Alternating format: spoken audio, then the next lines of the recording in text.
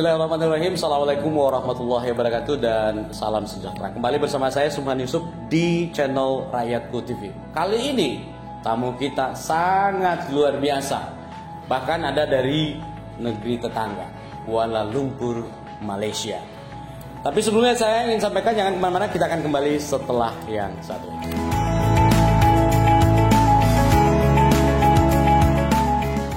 Pemirsa Rakyatku TV dimanapun Anda berada, tidak berlama-lama, kita akan perkenalkan dua narasumber kita yang luar biasa, wonderful man. Saya pertama dari sebelah kanan saya, ini dari Malaysia. Nama beliau adalah Gan Songko, akrab disapa Mr. Ten. Beliau jabatannya tidak main-main, beliau adalah CEO PT GMTD. Kemudian tempat tanggal lahir ya Malaysia Kuala Lumpur 25 September. Iya. Kemudian hobinya diving. Kemudian ada toko idola Lee Asing. Kemudian pendidikan terakhir S2 Master Degree, dan moto hidup beliau adalah to help others, membantu sesama. Singkat, padat, tetapi bermakna sangat dalam. Kemudian kalau yang narasumber kedua tidak, sebenarnya sosok yang tidak asing. Beliau gurunya jurnalis, akrab para jurnalis, dan juga punya a lot of experience baik di hukum maupun di banyak bidang kehidupan. Nama lengkap Andi Eka Firman Hermawan, sapaan akrabnya Bro Eka, Sri Eka. Kemudian jabatan saat ini adalah Associate Director GMTD. Kemudian tanggal lahir 18 Juli, masih muda, 71. Saya sedikit seumur saya. Kemudian hobi traveling, toko idola Soekarno. Kemudian moto hidup, jangan pernah menyerah, never know surrender. Bisa jangan kemana-mana, kita akan kembali setelah yang satu ini. Pemirsa Rakyatku TV, dimanapun Anda berada, kita langsung ke dua narasumber kita yang luar biasa. Saya mau sapa dulu. How are you, Mr. Ten? I'm fine. Thank you, Pak Subhan. Thank you so much for coming to our studio, Rakyatku TV studio. Thank you for having me. You really a kindly man as far as I know.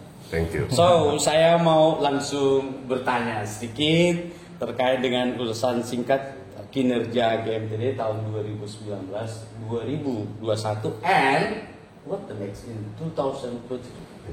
Okay. Right? Untuk Please. 2019 dan 2020, Ya. kinerja penjualan kita memang mantap sekali. Mantap sekali. Di sekitar 150.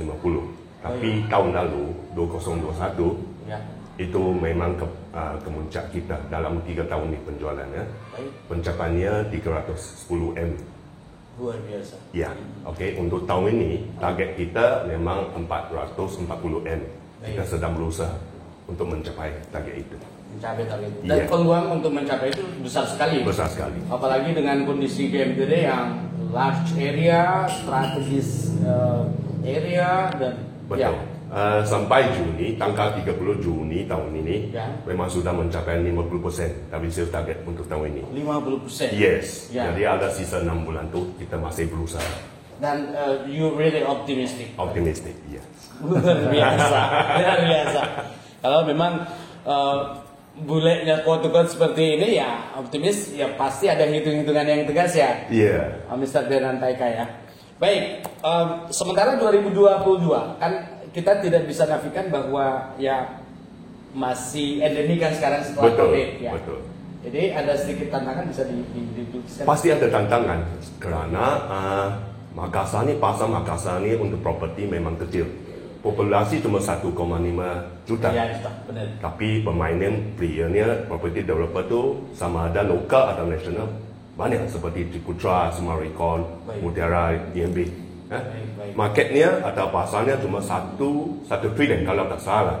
Baik. Tapi market share GMTD cuma di sekitar 30%. 30%. Cita-cita kita kalau bisa ditambah 10%, jadi 40%, itu memang cita-cita kita. Luar biasa, luar biasa.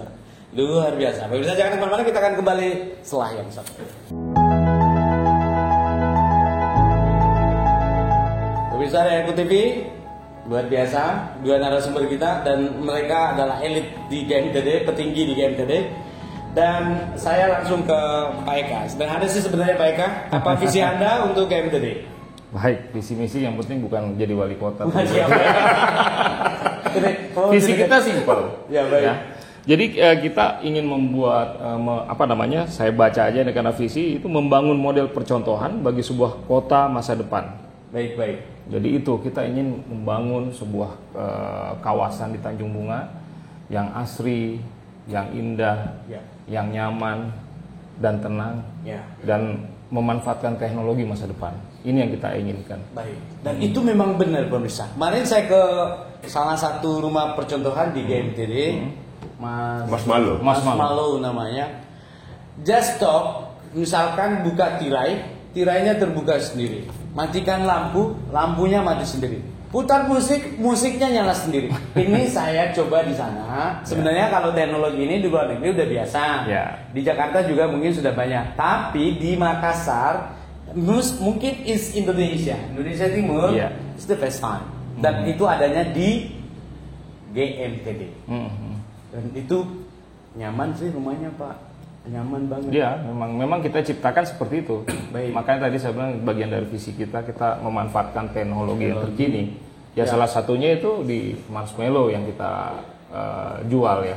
Dan lokasinya memang di pinggir jalan. Pinggir jalan sekali memang gitu. Jadi jalan utama. Ya, langsung belok itu sudah lokasinya. Dan itu jalan itu nanti setelah jembatan kedua dibangun, itu pasti akan meledak, pasti daerah situ akan naik karena sekarang Pak Wali Kota pun sudah menyampaikan ke kami bahwa mereka sudah akan membangun. Dan Wali Kota juga sudah meminta lahan kita untuk akses jembatan kedua itu, dan kita udah serah. Itu jembatan kembar nanti ya kan? Jembatan kembar. Itu jembatan kembar di sana, dan itu berarti akses jalannya semakin luas. Betul. Betul. Dulu kan sering macet tuh karena ada lubang-lubang. Sekarang di GMTD sana mulus kayak setrika jalan, luar biasa. Dan memang kalau GMTD dilihat ya, Aika dan Mr. Ted, hampir semua fasilitas ada sih sebenarnya. Semuanya ada. Kita salah satu-satunya developer area yang di area kita semua ada. Mau apa Pak? Sebut mall ada. Mall ada 3. Mallnya 3 bos. Ada 3, ada Trans Studio, ada Pipo, ada GTC. Rumah sakit kita rumah sakit terbaik di Makassar, ada Siloam. Nah, jadi bukan karena milik grup kita, tapi tadi saya sebut Trans Studio juga memang salah satu tenan kita gitu ya. Baik. Dia di area kita. Belum sekolah terbaik juga ada di dalam. Lengkap bos. Jadi kalau mau investasi memang harus lihat dulu fasilitasnya. Semua ada. Aman, nyaman, fasilitas ada, terbaik semua. Betul. Pantainya juga luas banget. Jangan kemana-mana, kita akan kembali setelah yang satu ini. Pemirsa Eko TV, dimanapun Anda berada, sangat berbahagia hari ini. Terutama saya, karena tamu kita luar biasa loh. Untuk mendatangkan beliau berdua, itu tidak gampang. Banyak kesibukan yang mesti mereka lakukan. Oke, the next question of what's your strategy or focus for the next for GMTD? Oke, selain dari menarik pembeli rumah ke Tanjung Bunga, kita ingin menarik investor asing ke Tanjung Bunga juga. Yang satu lagi penerapan ESG, Environment Social Governance, ke kinerja perusahaan kita. Itu memang di tahap bawah, tapi memang kita coba sedaya upaya untuk menerapkan prinsip itu di GMTD. Baik. Dan itu sebenarnya di grup sudah disosialisasikan program? Sudah, di Jakarta sudah, tapi di GMTD masih belum. Kita baru sampai tahap matang, masih di tahap awal. Iya. Sudah memulai, tapi masih persiapan. Iya. Tapi ini kinerja GMTD memang luar biasa sekarang kita lihat. Amin. Luar biasa, serius. ESG itu Pak, prinsip ESG itu bukan cuma di Indonesia tapi di seluruh dunia. Itu memang fokus investor. Misalnya kalau investor mau masuk sesuatu acara ke proyek ke apa, mereka lihat apa kinerja perusahaan itu, ada prinsip pengelolaan perusahaan itu, sama ada mereka ada prinsip ESG ini. Memang ini fokus investor ke atas prinsip ESG. Iya. Jadi memang prinsipnya ini menjadi basical semua perusahaan yang ya sudah TBK gitu. Ya, betul.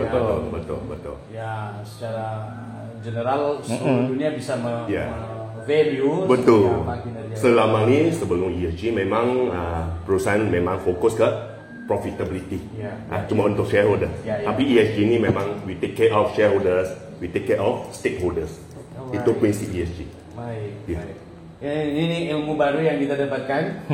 Pemirsa, inilah pentingnya kita mungkin discuss dengan beliau-beliau yang punya pengalaman, punya kapabilitas untuk kemudian menjelaskan kepada kita tentang banyak hal. Pemirsa jangan kemana-mana, kita akan kembali setelah yang satu ini.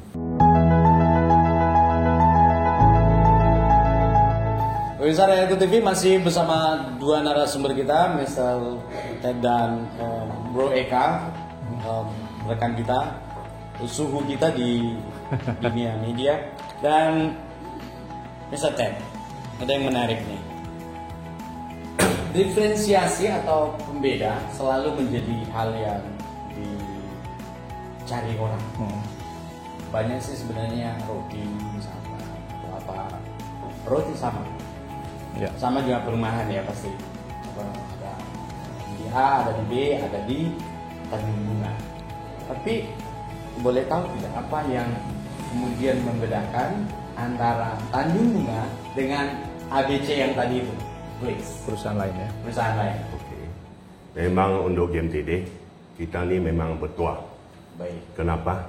Lokasinya. Baik. Lokasinya. Memang GMTD itu bagi saya adalah kota di tepi pantai. Kota di tepi pantai. Ya, ada smart city di tepi pantai. Baik. Apa-apa yang kita mau, fasilitas apa-apa, semua di situ. Baik. Itu maksudnya lokasi strategis. Ya? Strategis. Baik. Oke, itu pertama. Yang kedua, memang di GMTD kita memang ada tim manajemen yang mantap. Baik. Karyawan yang berkomitmen dan berdedikasi. Baik. Ini dua. Ini yang tidak bisa dinilai dengan apapun. Betul. Karena sekarang dulu orang bilang human being is capital ya. Betul, human capital. Ya, employee itu memang aset kita. Ya. Tidak bisa dinafikan. Ya. Justru biasanya kalau employee-nya punya kualitas, perusahaan yang biasa-biasa jadi luar biasa ya. Betul. Bukan cuma di Indonesia, di mana-mana. Employee itu memang aset kita. Ya. Baik. Ya. Yang lain? Cuma ini. Fokus di. Baik. Ada. Tadi sebetulnya udah disebut sama Pak Suban. Baik. Apa yang membedakan dengan kita? Pertama ya kita lokasi kita tadi Pak Ted sudah sampaikan. Lokasi kita di pinggir pantai. Baik. Dan area kita itu punya semua. Ada mallnya, ada rumah sakit, ada sekolah. Bahkan ini ada properti-properti kecil yang di sekitar GMTD ini terangkat karena fasilitas yang kita miliki. Baik. Ya kita nggak apa-apa. Ikut bertumbuh ya.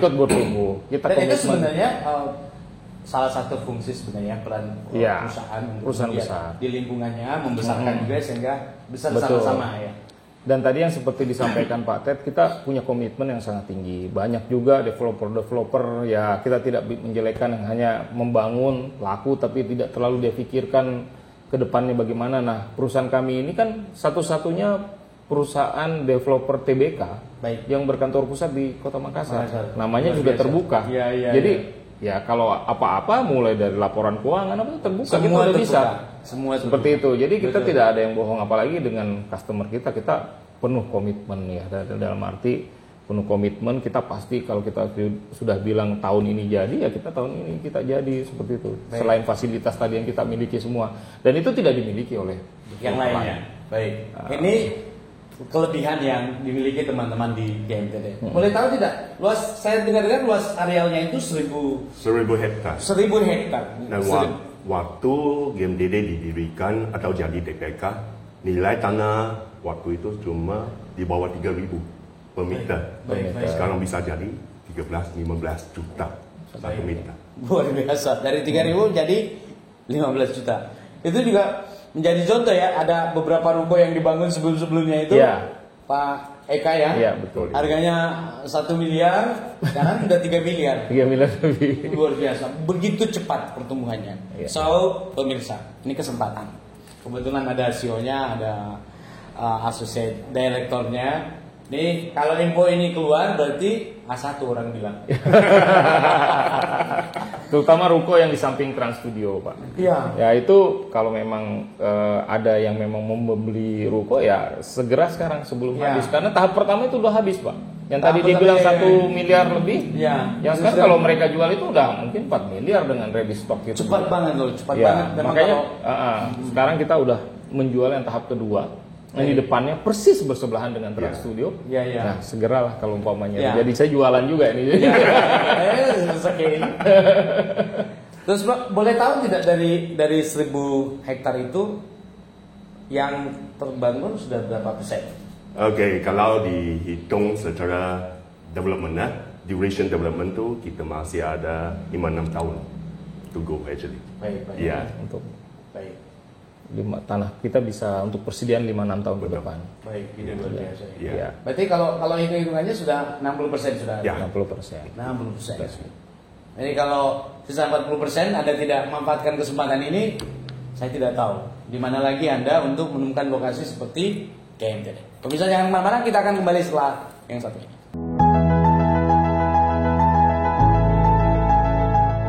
Pemirsa Riyadku TV masih bersama dua narasumber kita yang luar biasa, Mr. Ted dan Pak Eka. Baik,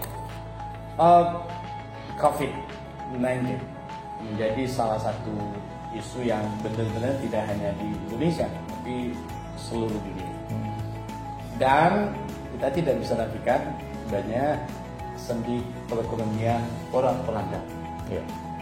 Nah, yang saya mau tahu sebenarnya pandangan Mr. Ted terkait dengan itu dikaitkan dengan pertumbuhan ekonomi di Makassar ya, vision that what the next for KMTD. Kira-kira mungkin pertanyaan ini baik ke Mr. Ted juga ke Pak Eka, please. Oke, Pak, post COVID yang saya lihat ni memang negara-negara yang ada pertumbuhan ekonomi, satu China, yang kedua India.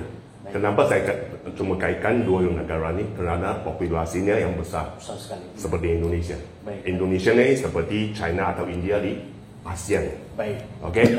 Untuk Makassar sebagai gerbang pintu atau pintu masuk ke Indonesia Timur, memang potensi pertumbuhan ekonominya cukup baik, Pak.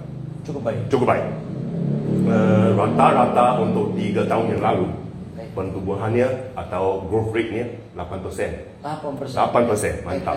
Mantap, benar. Mantap. Secara ekspor, kalau tak salah saya, tahun lalu 2021, walaupun masih di bawah kondisi COVID, ekspornya nilainya 19 trilion. 19. Ada peningkatan sebanyak 16% kalau dibandingkan dengan tahun yang sebelumnya, itu 2020. Mantap, memang mantap. Dan secara kontribusi untuk ekonomi Makassar ni memang cuma ada 3. Satu, tambang, mining, itu di sekitar 60%. Ya. Dan lagi diikuti hasil bumi dan perikanan, itu 20%. Yang selain-lainnya, perindustrian ke apa-apa, itu sisanya. Baik. Ya. Mining yang paling besar. Paling 60%. 60%. Ya. Yang kedua, perikanan dan hasil bumi, agriculture, Baik. 20%. Mantap sekali. Baik. Tapi memang kan Makassar itu Sulawesi Selatan ya Baik, pada ya. umumnya ini kan unpredictable. Jadi resesi ini terjadi dulu pernah resesi ekonomi juga Ya, kan benar-benar. di Indonesia. Waktu Tapi di sini tidak kena benar-benar. nilai rupiah hancur di Makassar. Justru banyak beli mobil. Justru banyak beli mobil. Iya. Itu memang unik. Dan tadi juga Pak Ted bilang kinerja kita tertinggi itu tahun lalu. Bapak tahu tahun lalu apa yang terjadi di dunia? Ya. COVID kan. COVID. Nah kita tidak terpengaruh. Ini memang unik. Ya unik lah di Sulawesi Selatan ini. Pasarnya apalagi kota Makassar. Ketika COVID lagi hancur-hancuran, perusahaan-perusahaan tutup gulung tikar, tutup semua. Kita malah pencapaian kita sangat baik. Ya. Secara umum biasanya indikasi ekonomi itu mobil, otomobil atau properti. Ya. Kalau kedua-dua ini penjualannya masih mantap, maksudnya ekonominya masih kencang. Itu dua indikator. Ya, Sederhana sebenarnya. Iya, Iya, iya, iya, dua indikator sederhana. Luar biasa. Iya. Ini satu ilmu lagi yang kita dapat nih. Untuk mengukur itu ya propertinya dan Otomobil, Atau mobil, ya. mobil, motor. ya dan di Makassar kemarin waktu di rumah di lorong itu masih jarang mobil. Sekarang mau parkir Susah. Susah. sekali. Ini Covid loh. Iya, betul. Berarti sebenarnya ya tidak ngaruh-ngaruh amat dari segi itu ya. Iya. Ya. Karena Di sisi kita sebenarnya nggak terpengaruh, Pak. Tadi Pak Ted bilang tinggi. Cuman memang kami prihatin dengan kondisi secara umum. Kita tidak mau mengatakan juga kita bersenang-senang di atas penderitaan orang lain. Tapi ini faktanya tapi ini juga fakta ya. seperti itu. Di tengah pencapaian kita cukup bagus, keprihatinan kita juga sangat besar terhadap apa yang terjadi di seluruh dunia. Gitu. Jadi memang ini ya sesuatu yang unik. Makanya saya bilang unik. Ya, real unik. Ya, unik. Ya karena ya, pada saat orang semua down, Ya, justru jadi ini up gitu loh. ya. Boleh tahu tidak bayarnya ada dari luar atau gimana sih? Oke, pasar Makassar ini memang kecil, Pak. Yang seperti yang saya bicara tadi, cuma populasinya 1,5 juta. Jadi kita harus cari pasar di luar Makassar, di daerah sama ada di Papua, Manado, kemana-mana. Masih di Sulawesi, tapi di luar Makassar. Baik. Ya, itu memang salah satu strategi kita. Ya. Ya. Dan orang Papua kalau biasanya yang banyak duit nggak nawar-nawar langsung Langsung lah ya. Iya, secara tunai. Iya. Cara tunai. Iya. Itu terasa ya. Ini dia menarik ya. Udah jangan kemana-mana, kita akan kembali setelah yang satu ini. Pemirsa Rayatku TV masih bersama dua narasumber kita, misalnya dan Pak Eka. Setiap kehidupan pasti ada masalah yang kita hadapi. Seperti juga mungkin di teman-teman di EMT pasti. Nah, boleh tahu tidak apa sih tantangan yang dihadapi dan kemungkinan besar handicap ini atau challenge ini masih berlangsung. Apalagi kan ini masih endemic. Ya. Ya, mereka rencana, mereka arah, ya kan itu masih unpredictable. Iya, betul. Please. Oke, untuk produk or property development di Makassar, tantangan yang paling berat tuh bagi saya memang populasinya yang kecil, 1,5 juta. Jadi maksudnya kalau ada satu cake dimakan semua, tidak cukup ya. Jadi pasar itu ada target market tuh kita harus cari di luar Makassar. Itu satu. Yang kedua produk. Oke, maksudnya di produk kita apa yang kita ada, mungkin Ciputra ada, mungkin Sumerican ada, semua ada.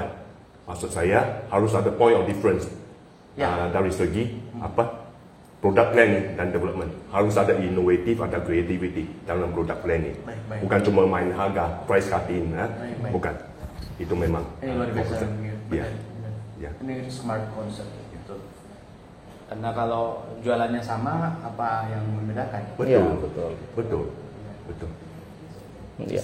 Sama, hampir sama Pak Ted ya. Kita pasca COVID ini juga kita lagi membaca kebiasaan masyarakat, kan kita tidak tahu Ya, arahnya kemana. Nah ini kita lagi melihat arahnya kemana gitu loh, supaya kita bisa mengikuti pasar yang akan dibutuhkan suatu saat setelah pasca COVID ini.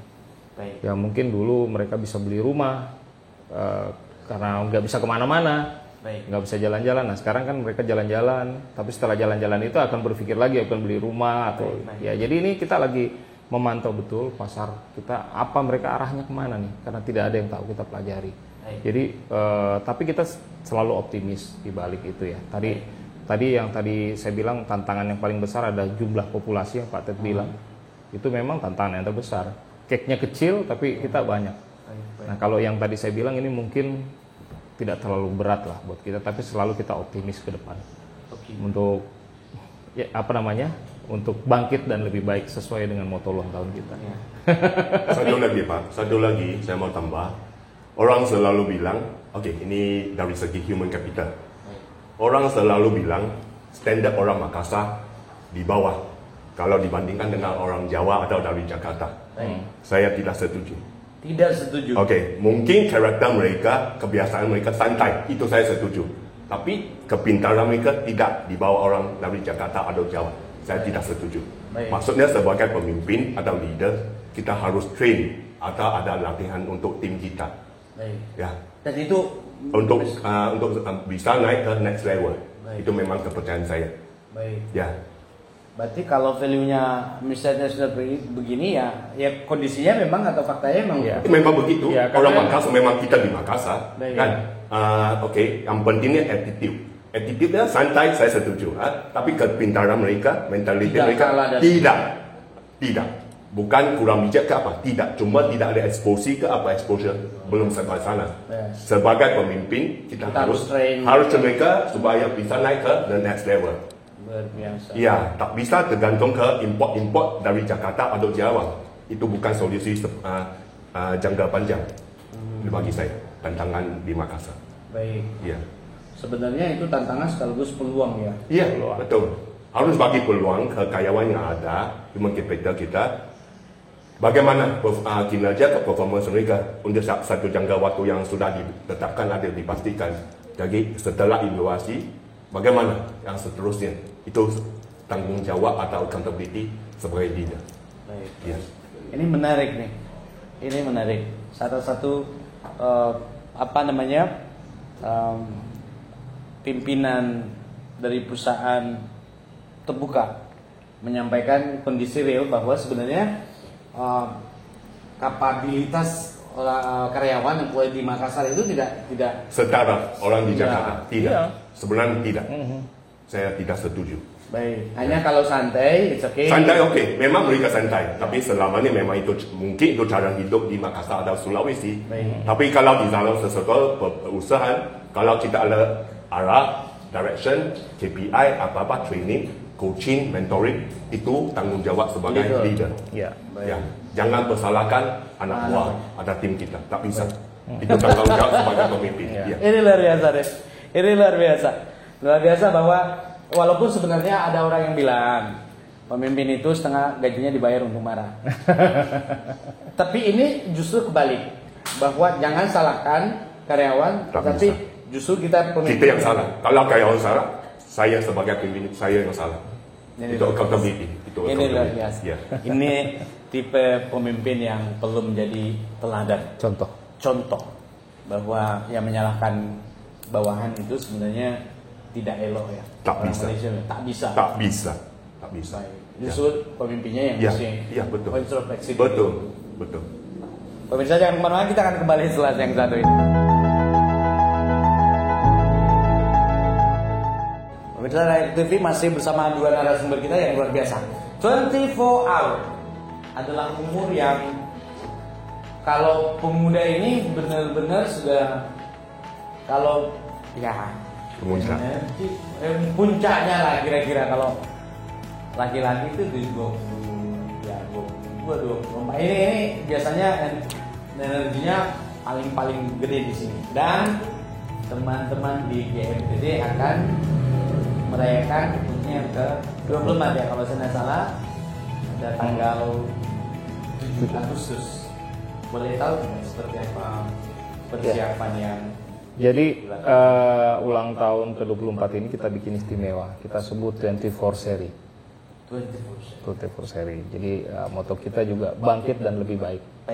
Bangkit dan lebih baik. Kita kan kemarin habis mungkin karena Covid terhajar sana sini, makanya sekarang adalah saatnya buat bangkit dan lebih baik. Nah, jadi kita akan membuat acara-acara yang kebetulan dekat dengan ulang tahun Republik ini juga ya.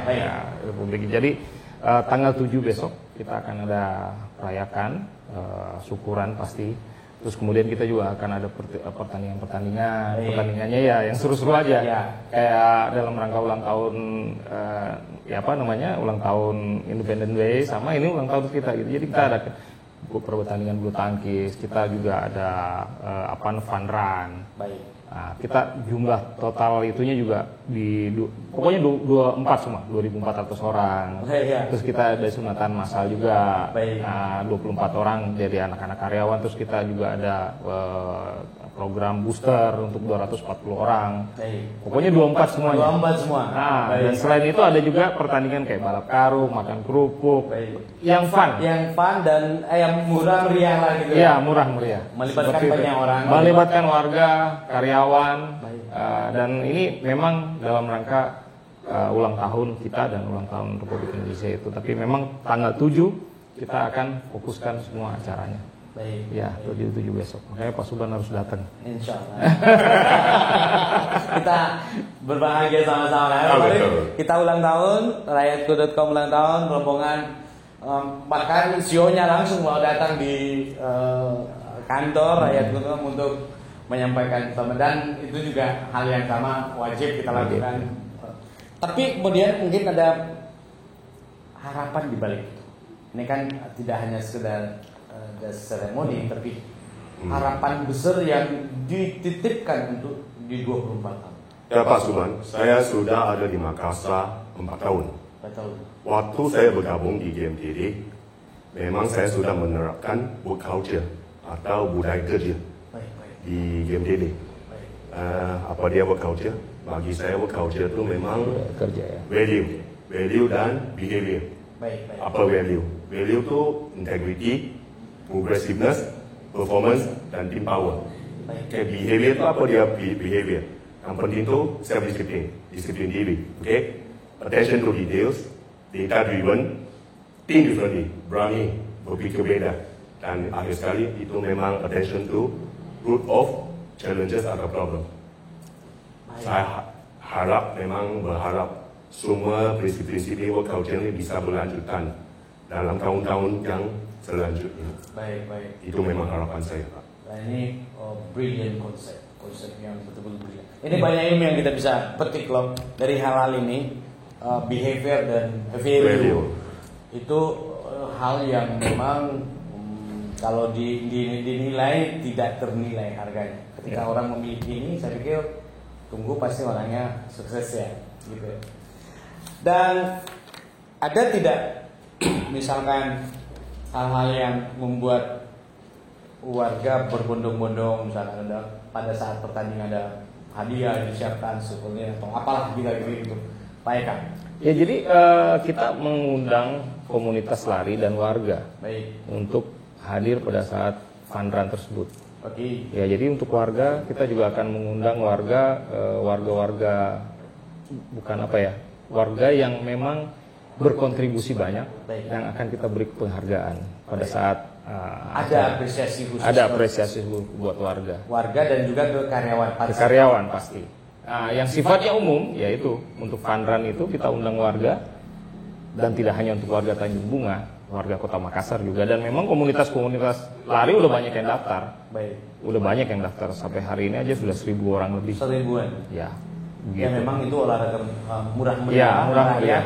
Ya. Ya sama dengan domino. Ya, betul. Dan merakyat. Ya.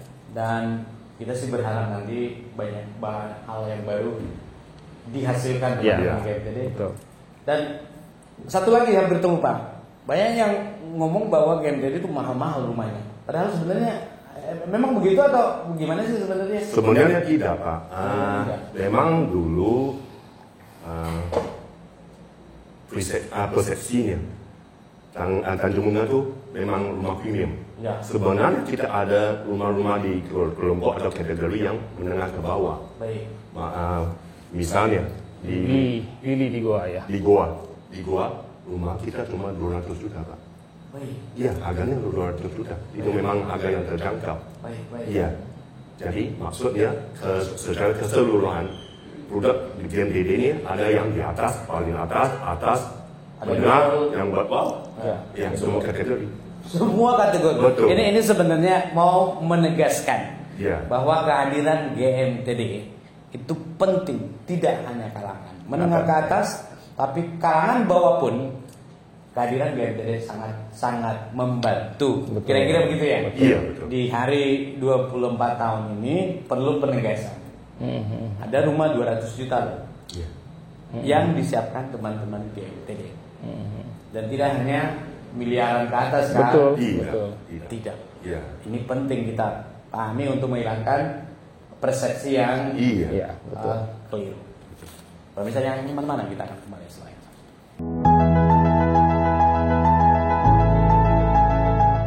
Pemirsa Rakyatku TV dimanapun Anda berada, sebenarnya masih banyak yang kita mau perbincangkan, tapi waktu jualan dua-duanya orang sibuk, dan ini kesempatan kita untuk menanyakan apa sih yang menjadi prinsip hidup mereka sehingga bisa seperti sekarang. Dan langsung juga untuk closing speech, saya Pak Eka dulu. Pak Eka, mungkin ada kunci. Itu kan untuk meraih sesuatu pasti ada strategi yang kita terapkan dalam hidup, dan mungkin ini bisa berbagi. Selanjutnya langsung closing speech harapan ke depan, please. Kalau saya seperti moto saya menyukai tantangan. Jadi prinsip hidup saya jangan pernah merasa nyaman di tempat nyaman. Karena itu akan menjatuhkan. Akan terbuai kita. Ya.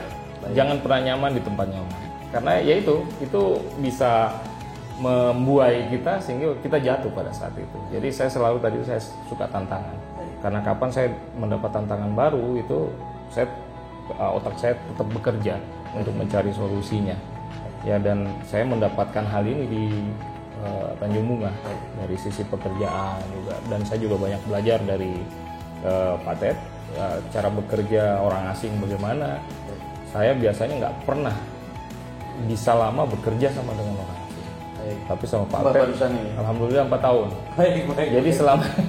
Jadi selama ini kalau bekerja dengan orang asing itu bahasanya kalau masalah waktu selalu harus on time. Kalau Pak Ted nggak gitu, in time Pak.